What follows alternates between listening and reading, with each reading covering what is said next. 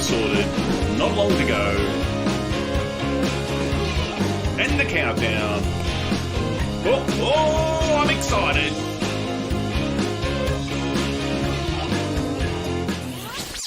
Welcome back to another episode of the Get Events Online show. I'm your host, Warwick Merry. And of course, as you very well know by now, I am indeed a triple certified. That's right, I am a triple certified individual. I am a certified speaking professional, and I'm also doubly certified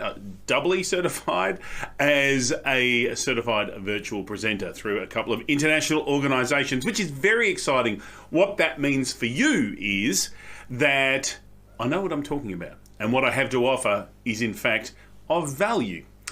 So today I wanted to talk to you about setup. When it comes to doing a whole lot more online events, people have different setups, and there's the holy trinity of things you've got to get right for your setup. So I wanted to talk about those and go over some of what the simple things you can do to make sure that your setup is gold. So we're going to talk about that. So why is it important?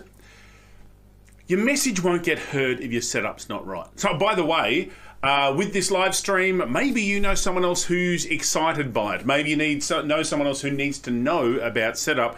This is where you tag them. Wherever you're watching, be it on YouTube, be it on Facebook, be it on Periscope, tag them, share it, host a watch party, do whatever you've got to do. Because we're going to be talking about what are the key things you've got to do to have a great setup which makes you more engaging, makes your message a lot more palatable to be received, and helps you be just a whole lot more comfortable with what you're doing.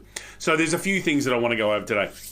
So as I say, it is the holy trinity of things that you need to get right. So let's just launch straight into it. So the key thing is, I'm going to save the best till last because there's one key element that just outshines above everything else. But when it comes to the visual medium that we have, one of the key things that you want to get right is, of course, your lighting. When it comes to lighting, it's not about less is more, it's more is more. We love lighting. You've got to have some great lighting to really highlight the delight that is you or your object or whatever it is that you're looking at. Now, probably this kind of lighting is really not going to be doing the old Donald Duck any favours, but it will make sure that he is well lit. So a couple of things about lighting. Number one, natural light. Natural light can be good. If you've got some strong natural light, that's fantastic. The challenge is, if you've got a day that's got beautiful lighting and then a cloud goes past, depending on your camera settings, you will find things just sort of go dark and then go light again. So sometimes it is good to supplement that lighting. Now you want to make sure that your light has a spread. It's sort of a flood of light. So there's a couple of things that you can do. Again, by the way, when it comes to setting up, I'm a big believer in using what you've got. You can spend a ton on lights. You seriously can. There are some amazing lights out there, but for $1,000 a piece, they'd want to be. Use what you've got. Now, I just happen to have some lights from a couple of years ago where I've been doing some videos at home, so they're really nice, broad spread lights that have a nice filter in front of it that just spreads everything everywhere. It's called a box light. So it works really nicely for me. You can see it's lit up my face, it's lit up the back of the room. It's a nice common blend of light. Here's another sort of light that you can get. Oh, just bend over here. Oh. Here's some of the new whiz-bangy kind of lights that are out there. Just some cool little LED lights like this one. I think this is a Yongnuo YN300 Air. And look, it's a really good light. It's not plugged in. Hang on, I'll plug it in. This is called preparation, people. So it's going to give me some good spread. And whoa! So this is what happens if you have light too close. It casts weird shadows. But it's a great little light that from a distance will give you some good spread. You can vary it up and down. It was like $100 or something. You can get an old lamp that you might have, maybe a reading lamp, and you can use that from a bit of a distance, but you want the spread of light. Here's the tip. You can just put a pillowcase in front of it, maybe some baking paper, and it will spread it. Just be careful. If the light gets hot, it might burn something. But it'll just give you a nice spread of light, so you get this even spread. So you can do that kind of thing. I've known other people have just gone down to the local store and bought a shower screen, sort of a white, what's the word, translucent screen, so when the light hits it, it just spreads more. You could do that kind of thing. I know some people have gone to the local hardware store and bought some LED lights. Be careful. There's a little trap for young players there. You've got to make sure that your camera is set to the same frequency as your electricity.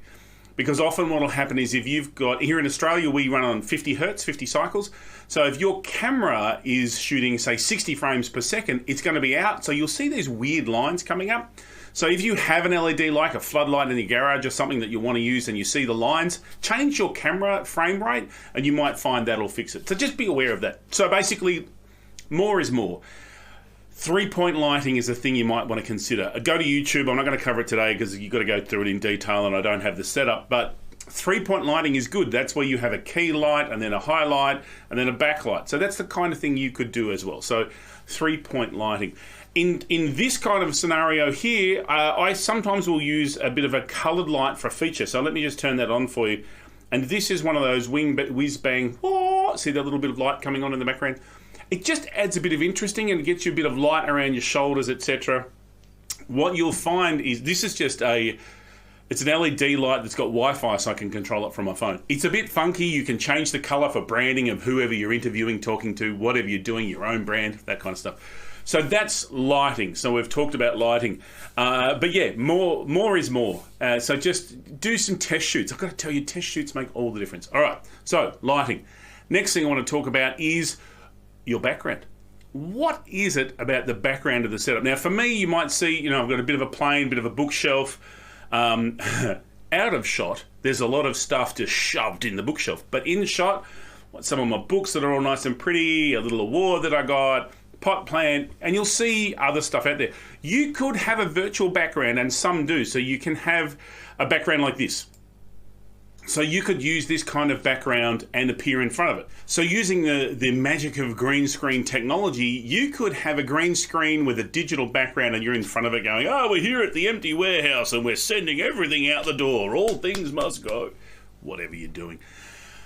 But you could have an appropriate background. So if you are using a green screen, and this is what it looks like without the green screen, without the image. See, it's just a green screen. A bit of a green poplin cotton will do. You can buy the green screens on eBay, wherever, your local store. There's pull-up green screen. There's a whole raft of options when it comes to green screen. That's the kind of thing you can do. So you can set that kind of stuff up, but it doesn't look very pretty without the image in front of it. Let's go back. Gold. So this is the image in the background, and you can change different images if you want to have a different settings, and you can set things up to change should you choose to. But green screen, if you've got frizzy hair, sometimes doesn't work very well. You've got to be very quick on the buttons if you're changing over. So it does have its issues when it comes to using green screen.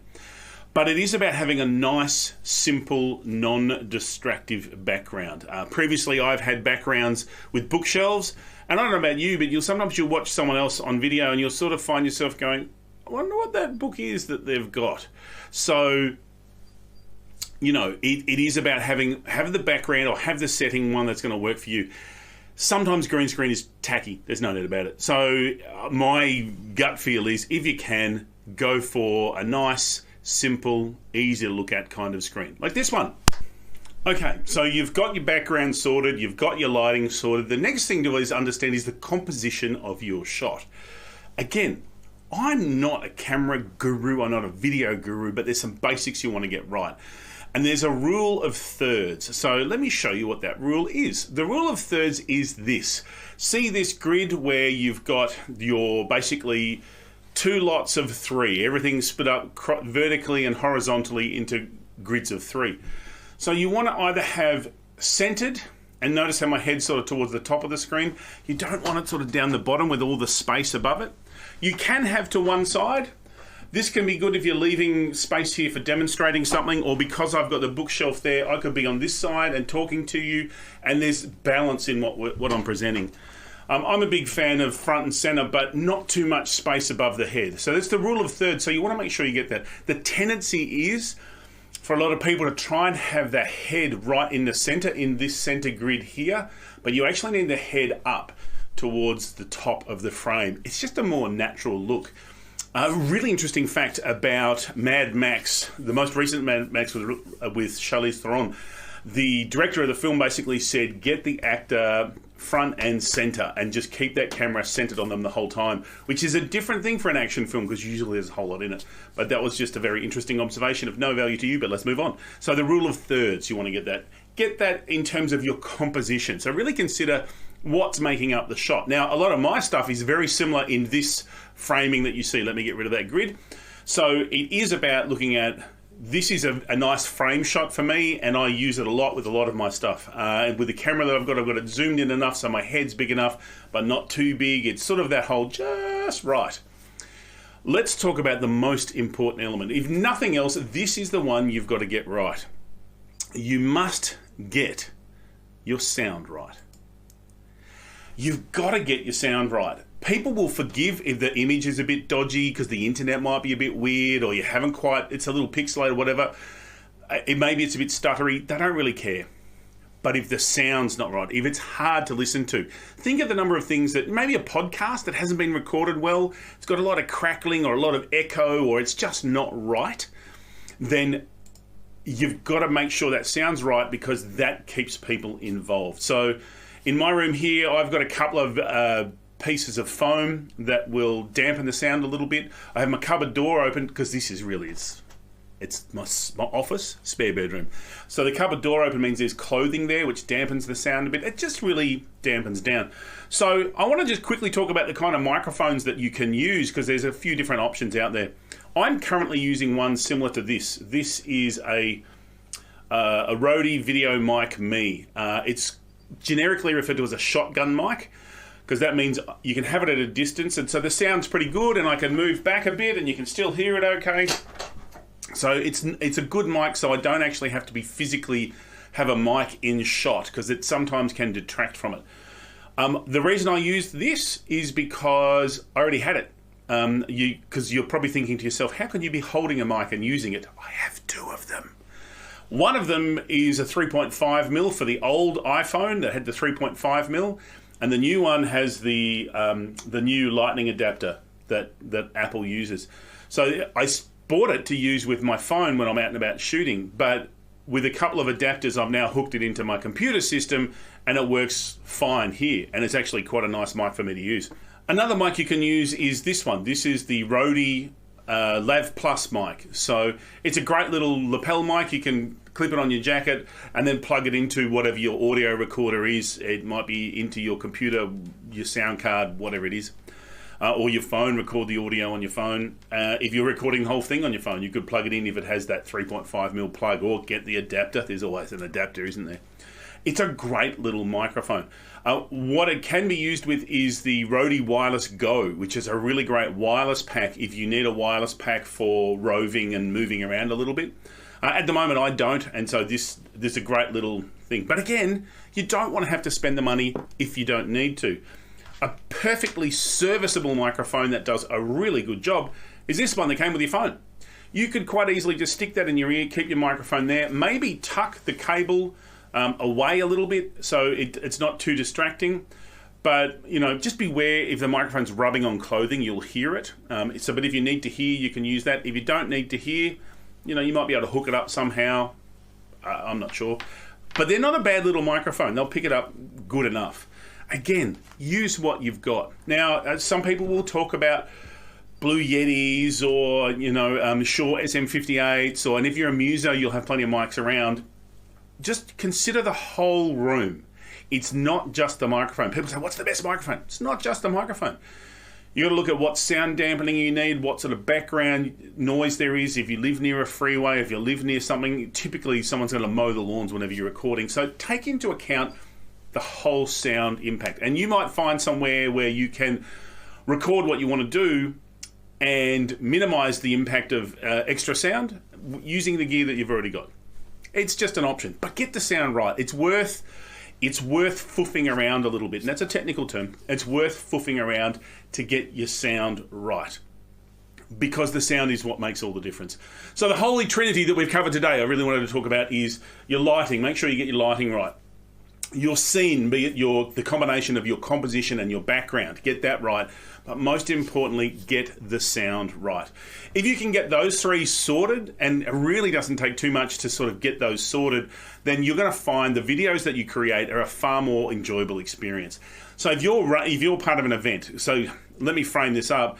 When you're doing an event, you want the shot to be really good of you, so you need to make sure you've got those things so people can focus on the message that you're giving. Because at the end of the day, the shot really doesn't matter, it's the message. So you want to make sure the shot is not detracting from the message. It's not blocking the message.